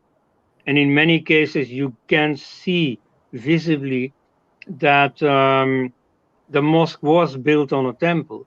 Like the prime example is the Kashi Vishwanath temple, where the Gyanwapi mosque still has parts of the temple built into it and visible, which was done on purpose, namely to show off to the world the victory of Islam over paganism. So there I can understand that you claim these temples back. I mean, you see, here we have a difficult issue, difficult for me too. You see, when I see the attachment that Hindus turn out to have to these places of worship, and the seriousness with which many of them, millions of them, do indeed entertain a thought of claiming all these places of worship back, then I hesitate to say, as I have said before, well, you see, it's only buildings. You have to claim the Muslims back. And that's still fundamentally my point. You see, you claim all these fellow Indians back. You bring them back. You convince them of the error of their ways and of how desirable it is to be inside Sanatana Dharma.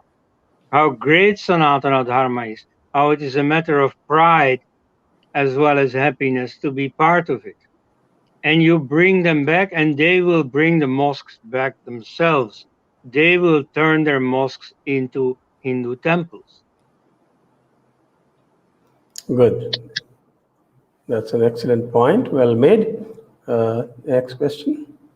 Bharat, all Indic organizations need create joint pan-India campaign to freeing Hindu temples from government control to recreate Hindu ecosystem. Maximum Hindus will support it. Absolutely. We have been undertaking that campaign from time to time, and you will see many episodes on Jaipur Dialogues on that subject.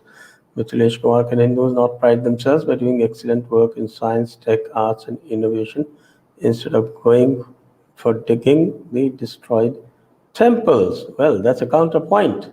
Shankar, Sharan ji?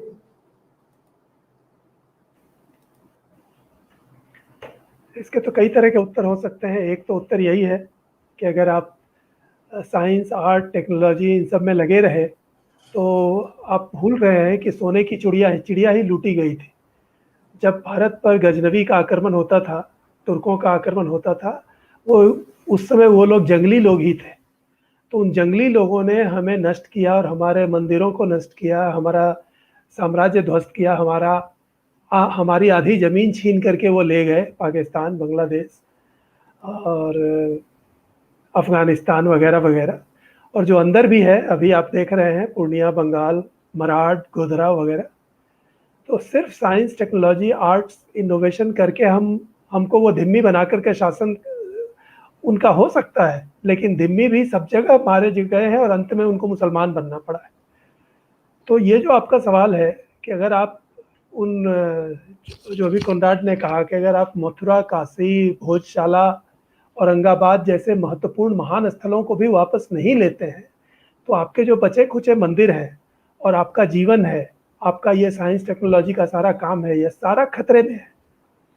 ये सभी लोग खत्म होंगे अगर आप इस्लाम की बढ़त को नहीं रोकेंगे, क्योंकि जिहाद एक ऐसी मशीन है जो तभी रुकेगी जबकि पूरी दुनिया पर उसका साम्राज्य कायम हो जाएगा, क्योंकि यही मोहम्मडनिज्म है, यही प्रॉफेट मोहम्मद की घोषणा थी, कहीं रुकने की घोषणा नहीं थी। तो डिगिंग टेम्पल्स, डिस्ट्रॉयड टेम्पल्स जो है सिर्फ इस्लाम से लड़ने का एक पार्ट है। अगर आप इससे बचेंगे तो धीरे धीरे आपको सब कुछ छोड़ना पड़ेगा। ये आपको इस पर विचार करना चाहिए। और ये टर्की में हो रहा है, हो चुका लगभग पूरा।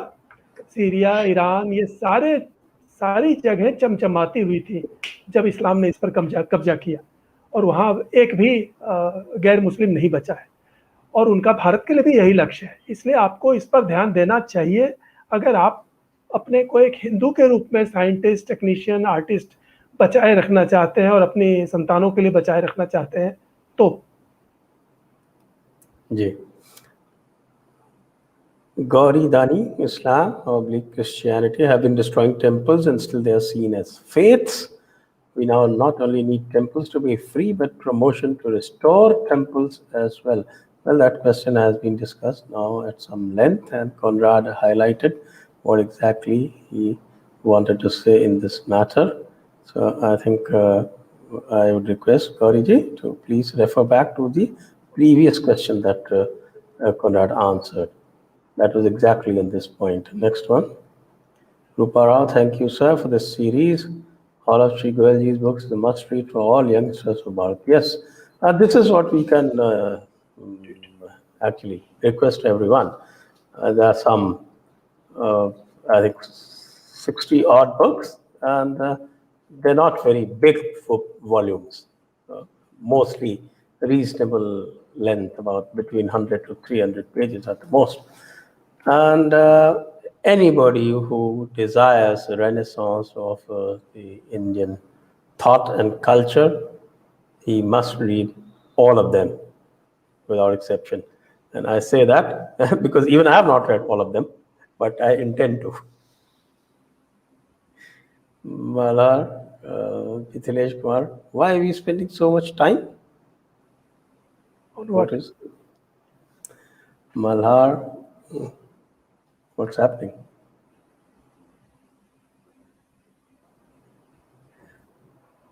Rakesh Ori, a mere opinion of left historians gets noticed, while scientific evidence provided to challenge it is ignored. How can the challenges get established historians to engage? I have recounted an instance quite often where I invited Romila Thapar and even the dubious historians like Ramachandra Guha. So Romila Thapar at least answered. Of course, she said that she was touring Rajasthan at that time, so she could not come to Jaipur. And Ramachandra Guha, of course, did not even care to respond. They will participate only in their club events. That is what my opinion is.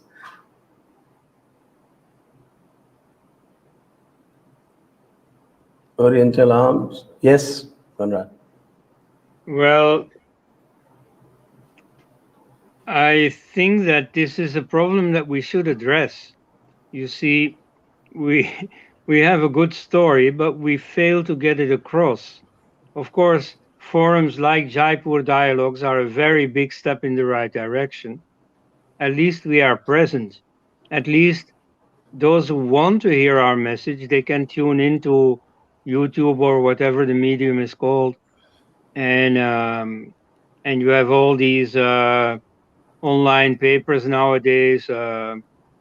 So our message is very much present, far more easily accessible than in Goalji's time. Nevertheless, it's still not reaching very many people. And so important media like the Times of India, NDTV, and so on, are not at our disposal at all. The education system is not on our side and not even evolving in a pro-Hindu direction. So I just note the problem. I mean, I don't have a ready-made solution, but I just note the problem.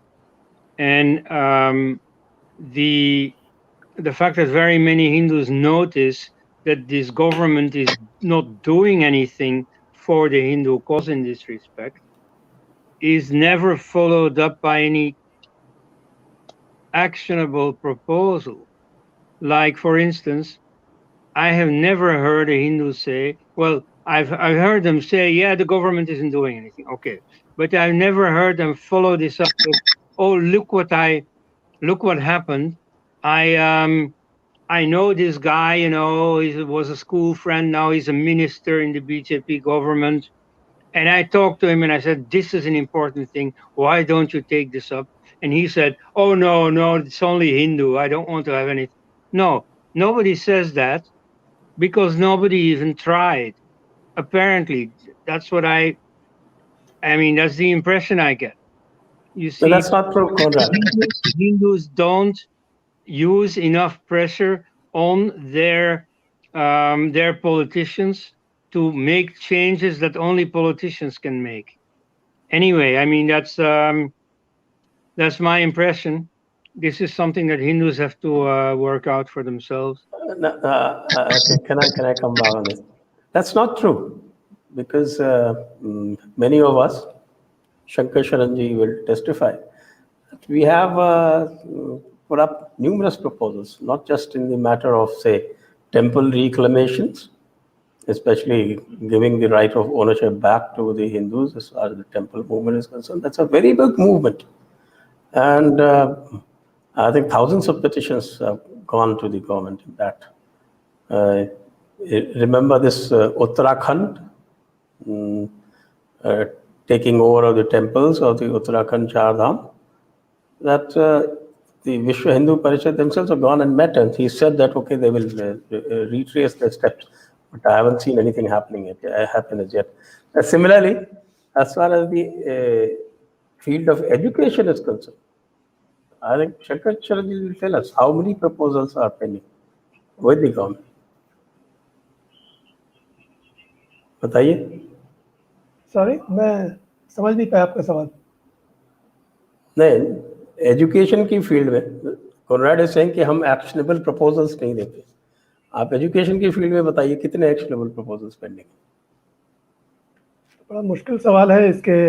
इसके data तो मेरे पास नहीं है, लेकिन ये बात सही है कि लोगों की मांगें बरसों से आती रही हैं, और लेकिन ये ऐसा हमारा स्टेट स्ट्रक्चर है कि उसमें कहाँ सुनवाई होती है और कहाँ किसको निर्णय लेना है. और ये जो अभी आरटीई की रिक्वेस्ट तक नहीं मीट आउट होती है. देखिए, कुछ ये चीज़ें खास करके जो इस्लाम रिलेटेड चीज़ें हैं वो सुपर पॉलिटिकल है.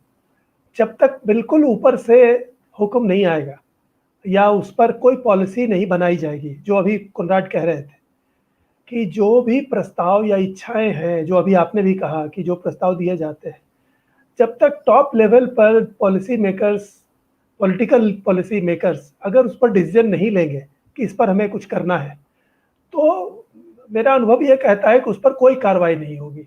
आपको आश्वासन मिलेंगे, गोल मटोल बातें भी हो सकती हैं, कुछ दिखाने के लिए कागज पत्तर भी बन जा सकते हैं एक्चुअली, लेकिन कुछ नहीं परिवर्तन होगा. और उसका जो लिटमस टेस्ट है कि अगर परिवर्तन होगा तो जो सबसे पहली आवाज़ उठेगी वो लेफ्टिस्ट और इस्लामिस्ट और ये मिशनरीज की उठेगी. उनके साइलेंस का मतलब ही है कि उनके डोमिनेंस, उनके डोमेन में कहीं भी कोई परिवर्तन नहीं किया गया है. तो ये अनफॉर्चुनेट स्थिति है कि आप हमारे पॉलिटिकल लीडर्स, पॉलिसी मेकर्स इस पर मन नहीं बना पा रहे हैं कि क्या करना है. और जो इम्प्रेशन मिलता है सोसाइटी को, मैं वही कह सकता हूँ, वो इम्प्रेशन यही है कि उन्होंने इसको कोल्ड स्टोरेज में डाल दिया है कि इस पर हमें कुछ नहीं करना है. This is the fact. I am personally aware of at least a dozen very well drafted proposals and petitions submitted to the topmost in the government, with copies given to the Sangh functionaries. I'm only counting those who are very well drafted. Otherwise, there would be hundreds. And well, they've just got lost.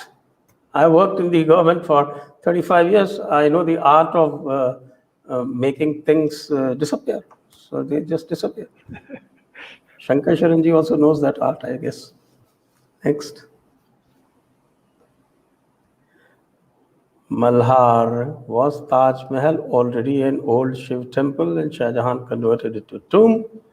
What's the history of Qutub Minar? Qutub Minar's history is well known and it's documented in this temple thing also. Taj Mahal, I'm not sure what exactly it is. Koenraad, would like to get into it? Well, yes. The history of the Taj Mahal is also fairly well known. So it was definitely not a Shiva temple, though it was a property of the Rajputs, a pavilion next to the river, for holidays. And so from its status as a secular Hindu building, it was appropriated by the Mughals for their tomb. And then the accounts and so on of the building of this tomb are known. We also know, for example, that Aurangzeb strongly reproached his father for having spent so much tax money on this vain novelty. So, I mean, all the makings of real history are present. You see, a real historian will immediately answer, yeah, of course, you see, this was a Mughal building. On the other hand, of course, many Shiva temples have been turned into mosques or have otherwise been appropriated by Muslim conquerors, not particularly this one. And I must say that I find it a very strange question. So many Hindus are insisting on this after P.N. Oak, amateur historian, has launched this idea. what are they trying to prove? It is not really clear.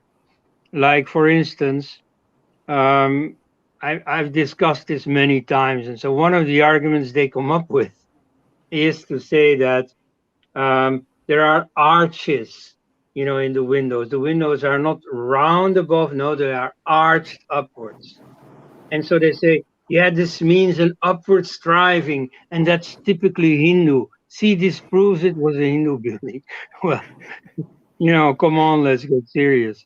Then, of course, you see there are these vaults, these chambers within the building that are not opened, that they're clamoring for opening those. Well, I'm not against that. You see, maybe there are aspects of the history that aren't well known yet. And so I'm all for openness, for transparency in this case, but I do not think that it was a Shiva temple. Okay, next. Oriental Arms, I would like to ask Mr. Koenraad Elst if he has mentored any students in Europe on his works. If so, it would be a pleasure to interact with them as well. Well, I've talked about this at academic conferences and so on. I've not specifically tutored any students about it. I've talked to student audiences, giving lectures like here, but I have no teaching position in Europe. So if that's what you refer to, then the answer is no, I haven't. Sanatani Abraham, thank you. MKB, lots of issues about what you lost or what you have in remains for Hindus is heard about. But Hindu who's uninitiated, please inform where to start. In the form of bouquet activities, start reading Sitaram Goel. That's why we are doing this series. So that is the first bouquet activity that you can do. And once you start doing that, you will yourself get inspired to do many more. Next. Love cooker. In Soviet, a lot of churches are said to be demolished. Iran has been converted twice. Turks are also converted twice. Why? I ask why. Nothing like that sparks in India to make India a Hindu nation. मैंने जो पिछली बात कही है उसी में इसका उत्तर है, because our leaders have not decided to do so. They have everything that they can start this process, and there are wise ways, peaceful ways to do this, but somehow they have decided to do the opposite. इसलिए ये बड़ा मुश्किल है, क्योंकि ये अयोध्या आंदोलन भी सिर्फ अयोध्या से शुरू नहीं हुआ था. अयोध्या, काशी, मथुरा, वो तीनों थे. और वन फाइन इवनिंग, बल्कि मुझे लगता है कि ये कोनराड से भी जुड़ी हुई बात है. कोनराड की किताब की रिलीज थी ये मंडी हाउस दिल्ली में, और उसको लाल कृष्ण आडवाणी ने रिलीज किया था, जो भाजपा के अभी सबसे बड़े लीडर हैं जीवित. और वो सीताराम गोयल ने वो कार्यक्रम आयोजित किया था. उसकी अध्यक्षता गिरिलाल जैन कर रहे थे, टाइम्स ऑफ इंडिया के चीफ एडिटर. उस समय तक ये पहली किताब जो कोनराड की रिलीज हो रही थी, जिसको एल.के. आडवाणी ने किया था, प्रेजाइडेड बाय गिरिलाल जैन, उस समय तक काशी, मथुरा, अयोध्या तीनों थे. तीनों को और 3 महत्वपूर्ण मंदिरों को मुक्त कराने की बात थी. और ये कहा गया था कि ये 3 कम से कम हमारे पक्के होने चाहिए. और उसी मंडी हाउस में इस ओकेजन का इस्तेमाल करके, बल्कि दुरुपयोग करके, एल.के. आडवाणी ने यह पब्लिक अनाउंसमेंट किया कि अगर मुसलमान हमें अयोध्या दे दें तो हम काशी और मथुरा पर अपना अधिकार छोड़ देंगे. सीताराम गोयल इतने इस पर क्रोधित हुए कि एक तो उन्होंने हमारा मंच हाईजैक कर लिया, किताब की चर्चा रह गई, दूसरे दिन की हेडलाइन ये बन गई, किताब अयोध्या पीछे रह गई, और ये स्टेटमेंट आ गया कि हम ये वीएचपी और बीजेपी और आरएसएस ने ये काशी मथुरा तो छोड़ भी दिया. तो मैं समझता हूँ कि ये हमारे लीडरों से ये सवाल पूछने का है कि वो अपनी तरफ से हिंदू सोसाइटी को उसी तरह फॉर ग्रांटेड लेते हैं जो गांधी जी लेते थे, और उसका लाभ क्या मिला हम आज भी देख रहे हैं कि अंत में सुप्रीम कोर्ट से वो भी जैसे तैसे मंदिर की जगह मिली. तो उस तरह की जो ग्रैंड स्टैंडिंग आडवाणी जी ने दी थी, वो गांधी जी से शुरू हुई है और अभी तक चल रही है, और आगे भी उसी की दिशा दिख रही है. ऐसी स्थिति में आप कैसे वापस ले लेंगे? जैसा मैं समझता हूं कि अगर ये स्थिति रहेगी तो आपके पास जो है वो भी छीनेगा. आप उसकी तैयारी करें, और बंगाल ने उसका इंडिकेशन दिया है। नेक्स्ट इसी के साथ question answer session is now over and I thank you Koenraad Elst and Shankar Sharanji, and our next stop which I propose is causes of Muslim separatism. Causes and consequences.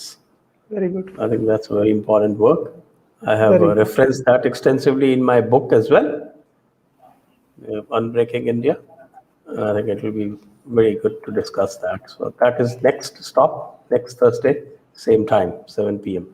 Till then, bye-bye. Namaste, Jai Hind, Vande Mataram. नमस्ते।